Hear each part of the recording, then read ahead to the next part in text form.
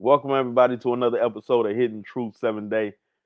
I am going to start recording our pre-conversations because some of the things I said sometimes are good. They just have absolutely nothing to do with the the chapter. And even when we're going through the chapter, sometimes we say stuff that has absolutely nothing to do with the chapter. Uh, we need more viewers, so we have more people praying for us because we evidently need prayer. But we have successfully made it to Ezra.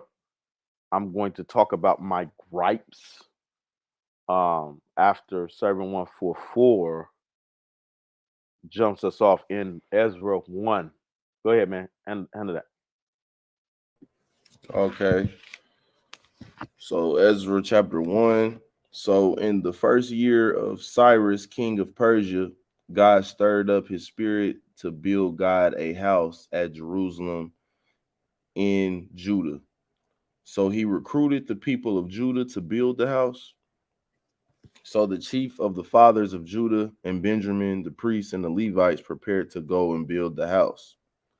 It also notes how Cyrus had taken so many vessels that came from God's house to return it to God's house or the new one to be built. So, of course, this stood out to me here because we see we see the king of a foreign nation who God is using here.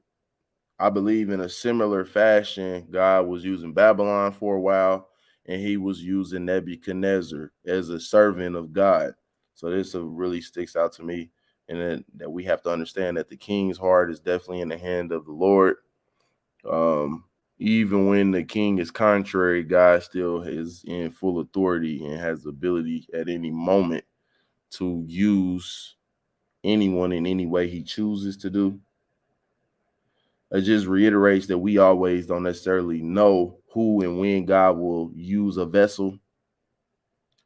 And then also, as for Judah, he's preparing a table before them in the kind of in the presence of their oppressor, so to say. He's preparing the table before them, even in a state of bondage, so to say. And yeah, that's all I have for Ezra 1. All right.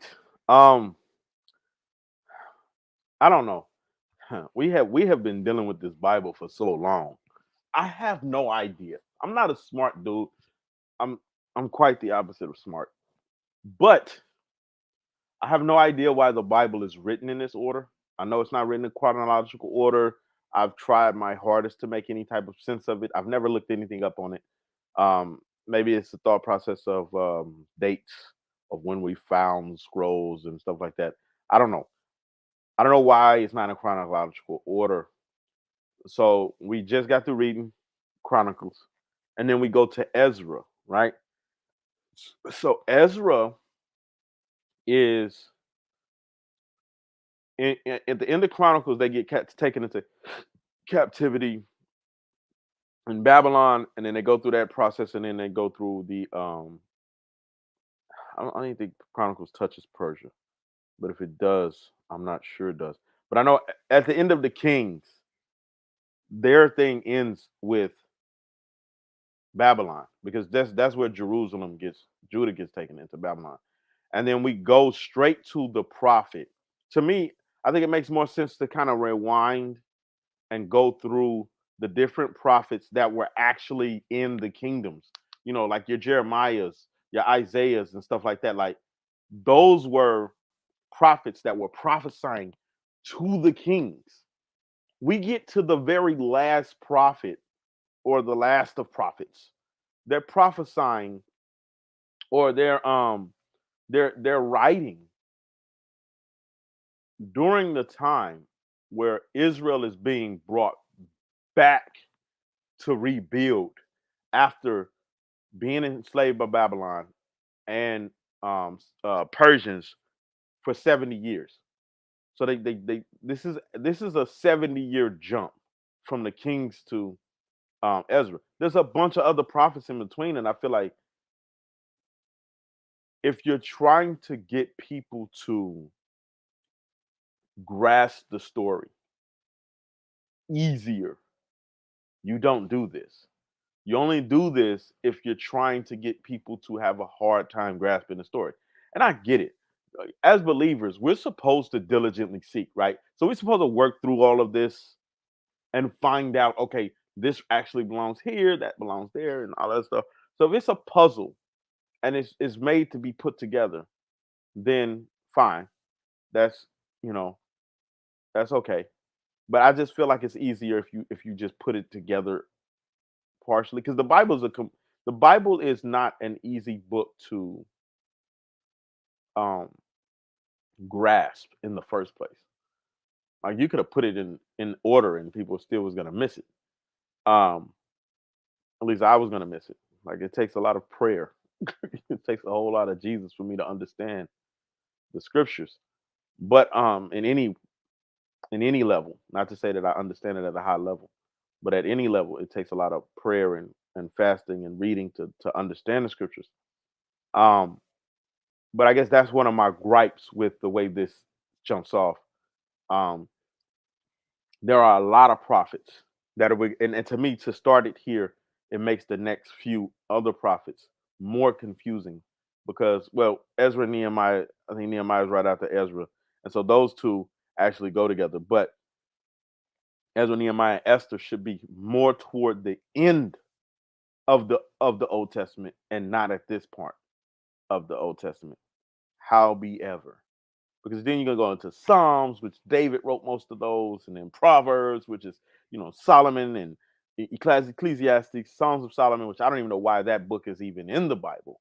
Like the people got together and supposedly took out certain books that wasn't inspired, but Songs of Solomon was. Like I don't know if I trust these guys who made the decision of what books were inspired and wasn't inspired. I don't trust these guys' judgment. I don't know why everybody else does because I read all the books that they said wasn't inspired, and I'm telling you, some of them books sound pretty inspirational to me. But whatever. Let's go into Ezra. Ezra 1. Um, the the beauty of Ezra 1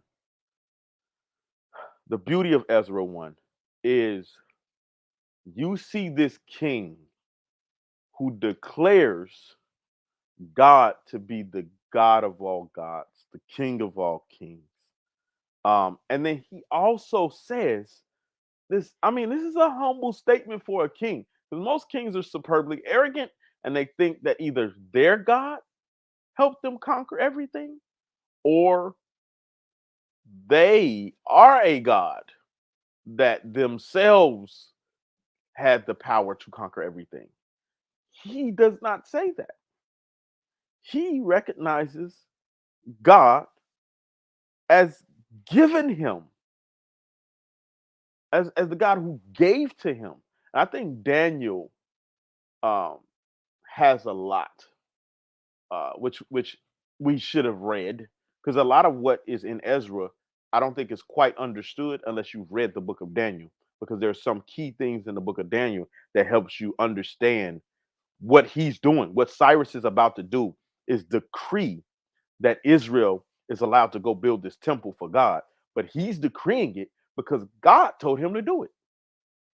And so that the dynamic there is so rich because at the time, the mindset, which I feel like their mindset was better than ours. A lot of people feel like the mindset at that time was more archaic, and I don't think those people are actually paying attention to what's going on right now today. However, they feel like that time the mindset was more archaic and um they were ignorant because they served many gods. And I think they were smarter than us because they had an ideology that there was something greater than them that needed to be found out and served that could not be seen. Now we are under the impression, which I think is a sad impression, that there is nothing greater than us that can't be seen that needs to be served.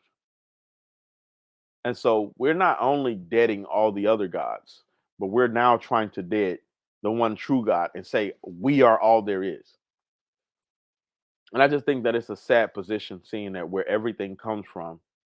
Um, if you understand the logic behind where things come from, where starts, creation starts in a place that's not seen. That is your imagination. Everything that is seen starts from that point. So if it starts from a place that's not seen, why isn't that everything that is created was not made from a being that's not seen? Because if it starts there, how does it start there? Because just because you get an idea in time doesn't mean the idea didn't exist before you got it. So if you look at the dynamics of that, and I don't want to get too deep into that, but if you look at the dynamics of that, if you think of the dynamics of that, then you'll see proof of God. Um, but one of the biggest, and I always say this, and I'm going to always say it because I want people to eventually get it. I want people to hear me say certain things so much, because sometimes when you say deep things, it takes a while for people to get it, because you got it from a source that it took you a while to get. But time is not the best measurement for everything. Um, and that's that. But with Ezra, it's just unique to see that, because at that time, the way everybody looked at your God, he was powerful if you conquered in his name.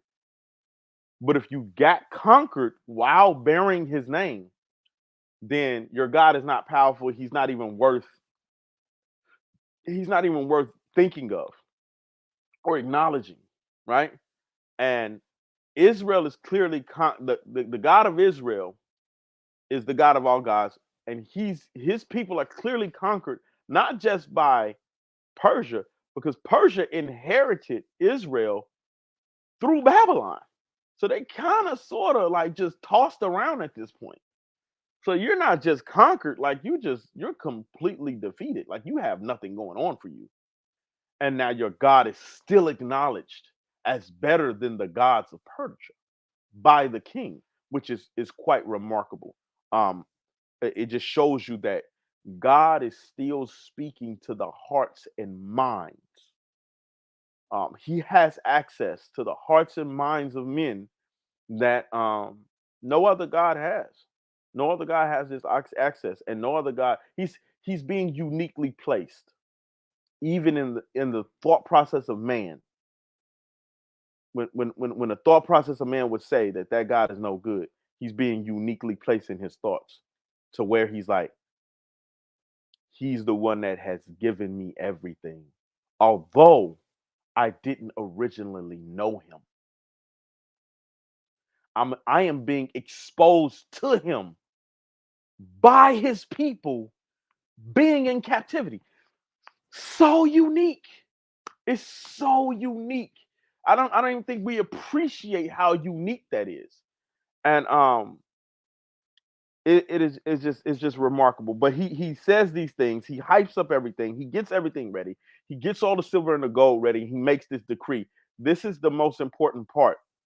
But the story of Ezra is very unique with ups and downs. Very unique with ups and downs. We're gonna get into it. But that is all I have for one. We can go right into two. All right. So Ezra chapter 2, it begins to name the children of Jerusalem and Judah that were taken captive and going back to build the house and dwell. So from verses 2 through 63, it names the different families, and it totals in 42,360. So when they arrived at the house of the Lord in Jerusalem, some of the heads of the families gave free will offerings for the rebuilding of God's house. They gave the treasury silver, gold, silver, and priestly garments. So the priests, the Levites, and the people dwelt in the cities.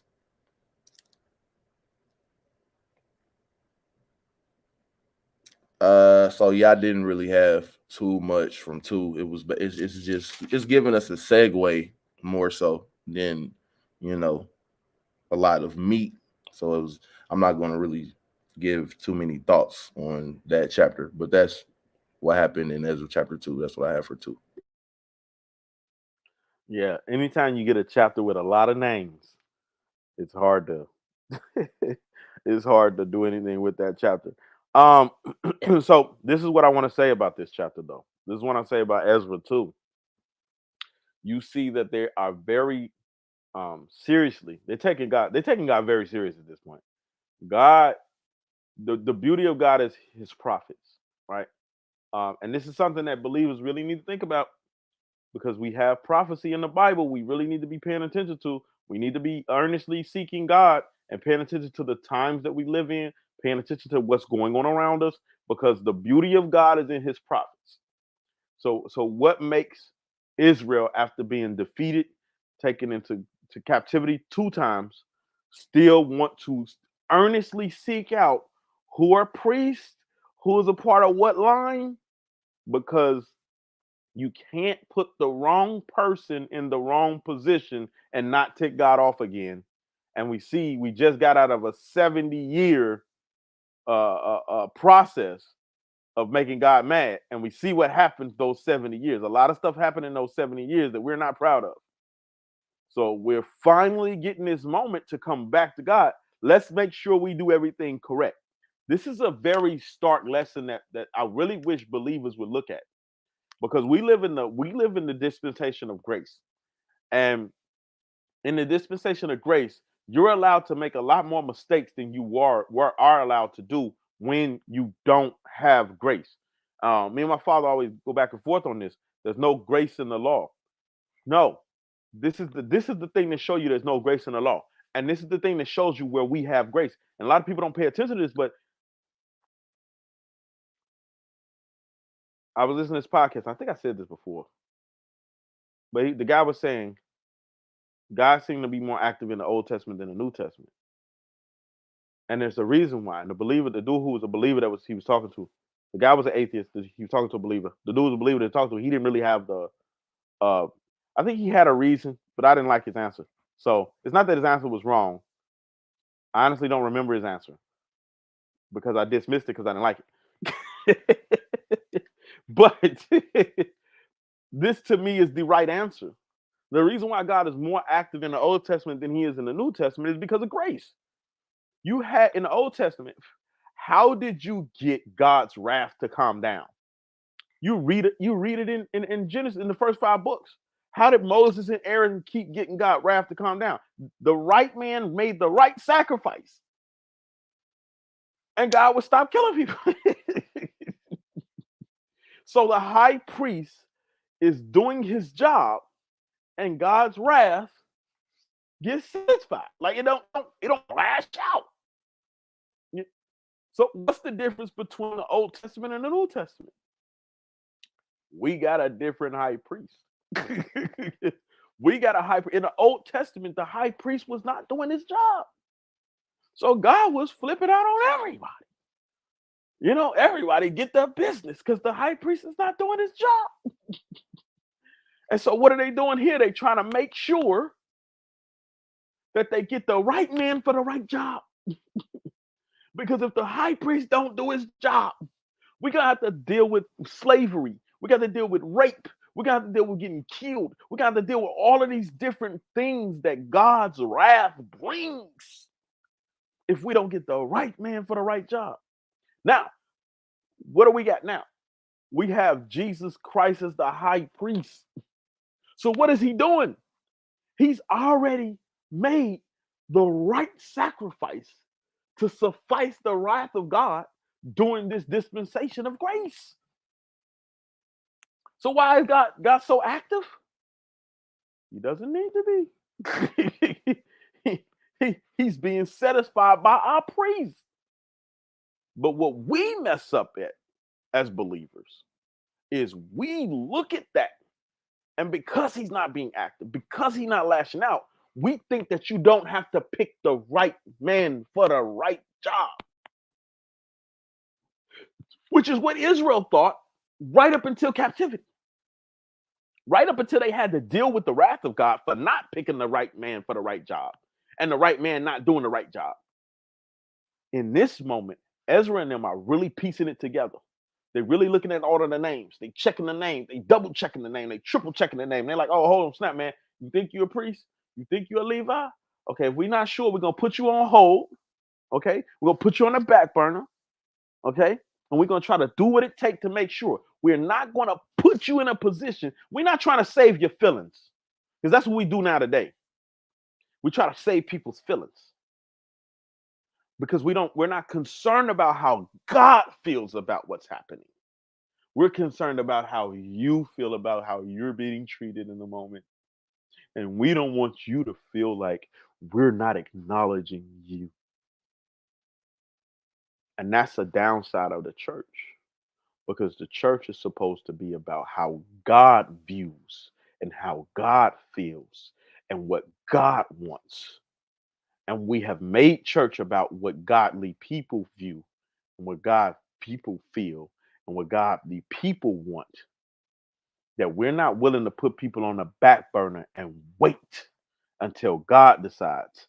There were some of these people, they wasn't sure whether they was of the priesthood or not. And they said, hold on, man, we're not going to put y'all in this position until we check. We're going to pray, we're going to fast, we're going to check with the Urim and the Thummim. That was how they made decisions. It was two things that was put in the breastplate. I still don't understand it, but I'm praying earnestly. I'm going to figure it out one of these days. God's going to reveal it to me, or he's not. And he'll reveal it to somebody else. And I'll get to listen to that. But however you look at it, I want to know. But um, this is something that I'm seeing here, how they excluded certain people from the priesthood and marked them as defiled. Why? Because they were more concerned about God being pleased with who ministers before him than they were about the people who desired to do the ministry.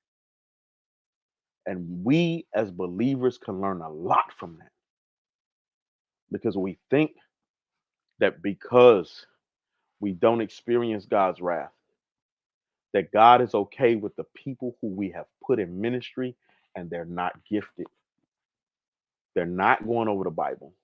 They're not they're not inspiring God's people to please God. They're inspiring God's people to please themselves.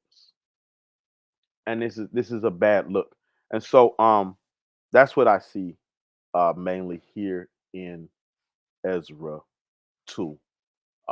Just how organized they were and how careful they are being when building and rebuilding God's house, to take consideration what God likes in mind. We go right into 3. I think we might end it here. Go ahead, server 144. Yes, sir. Yes, sir.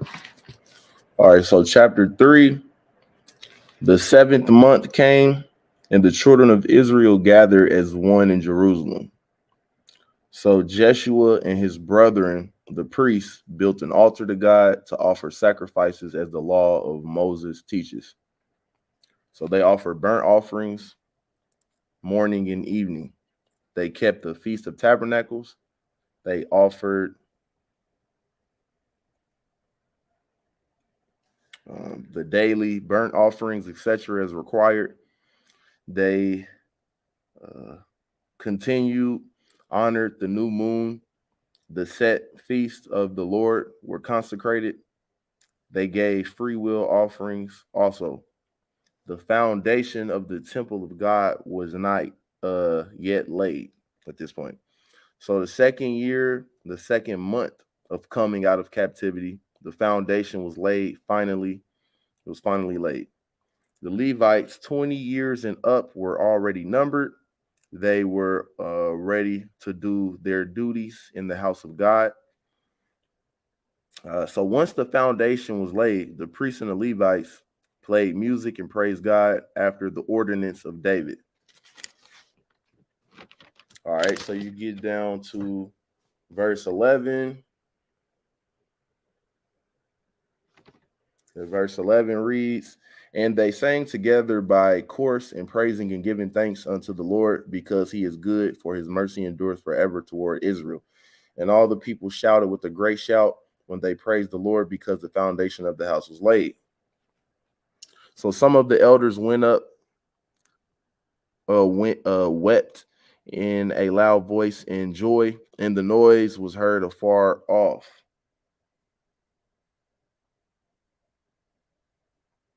Yes. All right. So Ezra chapter 3. Um, one of my notes here says that it seems like God had definitely set order before this house was built, and God cares about the church and the people, of course, more than the building. So that was just a note that I had noted. Definitely agreeing with everything the Hidden Truth is saying is about. You see the level of detail and order that is being placed here, and that they're carrying out, and of course coming out of captivity and being able to do this, and technically still being captive, but by the order of the king. But so you see the level of order that is set, and you see that an entire year and 2 months uh passes coming out of captivity before the foundation was laid, and you see everything that is done prior to this foundation finally being laid. Okay, the Levites, the priesthood are in order. They're carrying out the Mosaic law. Um, they're carrying out the Sabbath. They're doing the daily offerings as required according to the law. The feasts of the Lord were consecrated, etc.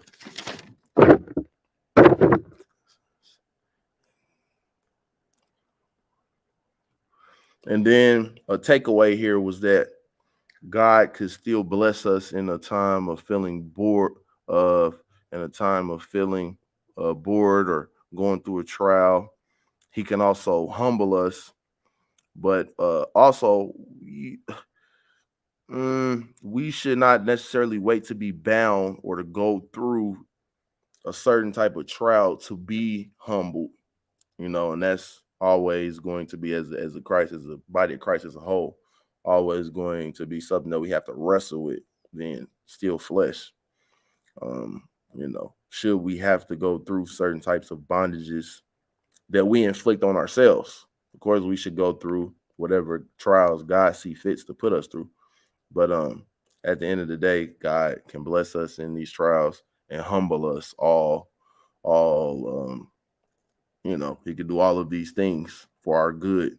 And that's what I have for 3.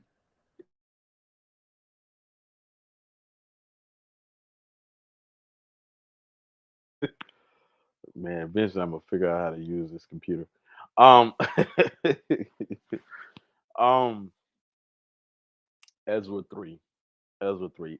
You know what? I think we might make it to 4. I'm not sure. No, we can shut it down at 3. I'm gonna end it like this. There is a unique thing that you're dealing with here. You're dealing with two generations. You're dealing with a generation that has never seen a temple to their God before, which is a unique thing that they had.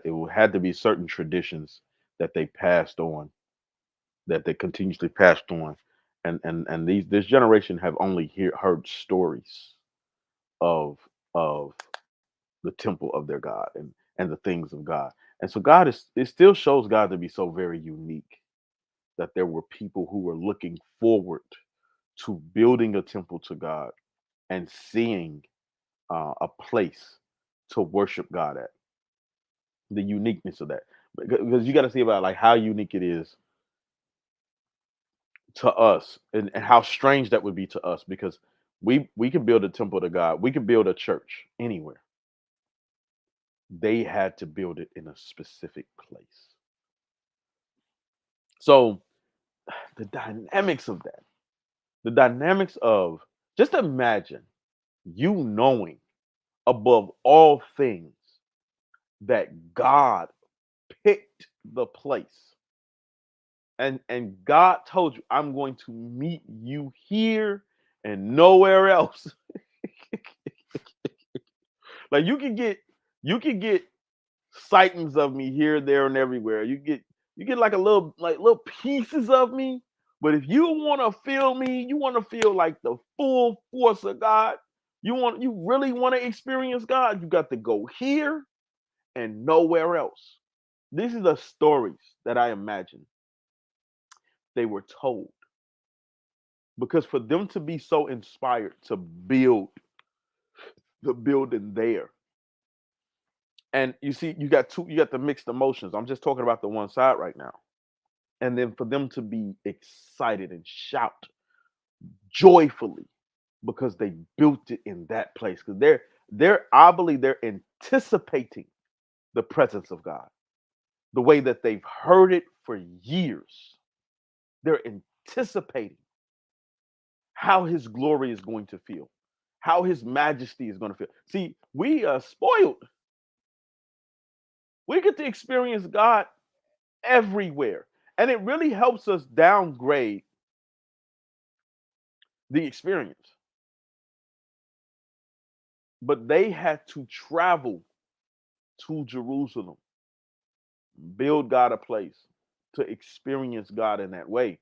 And so to this generation, this is like, oh, wow, it's about to happen. Yo, we almost at the precipice of finishing this temple so where we can experience God the way we have been taught, the way, according to all the stories that we were taught all of this time in captivity. Man, we're there. So that's their shout, right? That's what they screaming about. And then you got this other side. This other side reminds me of the parable. Is it a parable? I don't know what it is. Y'all pray for me. It's a saying that Jesus said. Says you can't put new wine in old wineskins. So why not? Because it'll burst. And these older guys, they remember that other temple was dope. Okay, like if you go back to Solomon's temple, that temple was the junk. Okay, because Solomon he amped it up a bit much. It was the junk, and they had to been children. They had to been children, or at least teenagers maybe, and they're just extremely old now. When that temple got destroyed, they remembered that temple. They remember how big it was. They remember how elegant it was. They remember all of the perks and all of the beauty of the temple. And they looking at this and they're like, "Yo, this is a serious downgrade." Cyrus did not give us enough gold.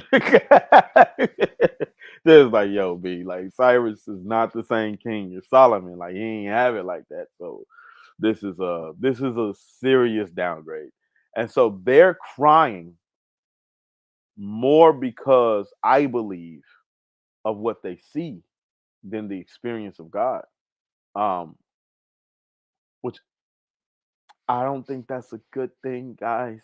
I just I don't think that that's a good thing. I think the younger people are more inspired by the thought process of the experience of God. And this is me speculating all day long because you know I'm pretty sure these young people have. This is not the first building that they've seen put up, so I'm not sure that they're impressed with the building, but I think they're just under the thought process. This is just me. It's just me.